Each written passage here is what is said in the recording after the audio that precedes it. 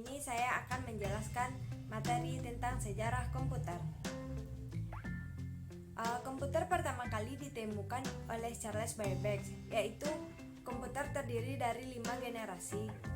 Baiklah, saya akan menjelaskan generasi yang pertama. Generasi pertama ini disebut juga dengan generasi tabung vakum. Jadi pada generasi pertama adalah ukuran fisik hardware yang besar sehingga memerlukan ruangan yang luas dan membutuhkan daya listrik yang besar, juga suhunya yang cepat panas sehingga diperlukan alat pendingin, daya simpannya yang kecil, dan prosesnya kurang cepat.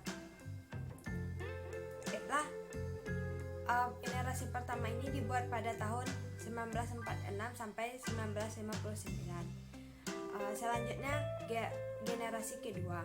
Generasi kedua dibuat pada tahun 1959 sampai dengan 1964.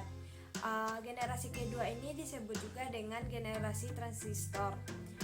Dengan ciri-cirinya, generasi kedua sudah menggunakan operasi pemrograman tingkat tinggi, dan kapasitas memori utama lebih dikembangkan, dan memakai simpanan luar yang berupa magnetic disk, dan ukuran fisiknya juga sudah kecil, dan proses operasinya lebih cepat, daya listriknya lebih kecil untuk dipakai. Baiklah, selanjutnya generasi ketiga. Dibuat pada tahun 1964 sampai dengan 1970.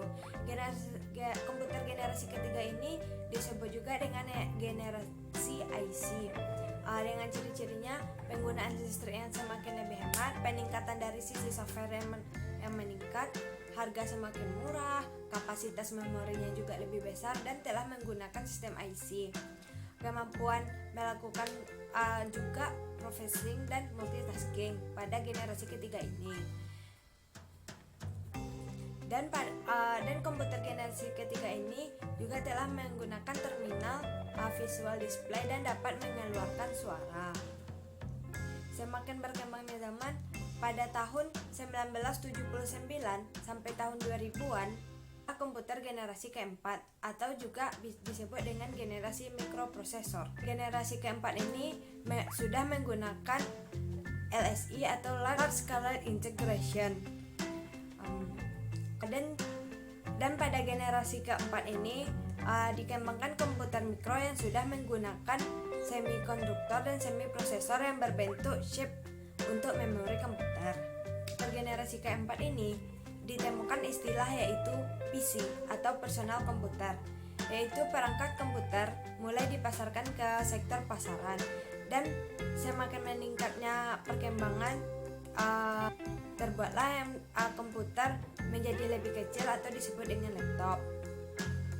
Semakin berkembangnya zaman dari zaman ke zaman, komputer saat sekarang ini berada tahap pada komputer generasi kelima, atau juga disebut dengan generasi AI. Ciri-cirinya semakin lebih bagus karena juga sudah mengalami perkembangan yang sangat pesat dari tahun ke tahunnya.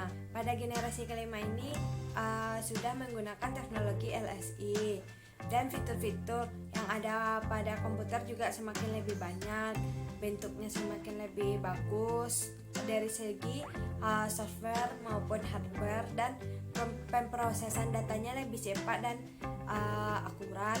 Baiklah, sekian dari materi yang dapat saya sampaikan. Kalau salah, saya mohon maaf. Jumpa di video selanjutnya ya guys. Dadah.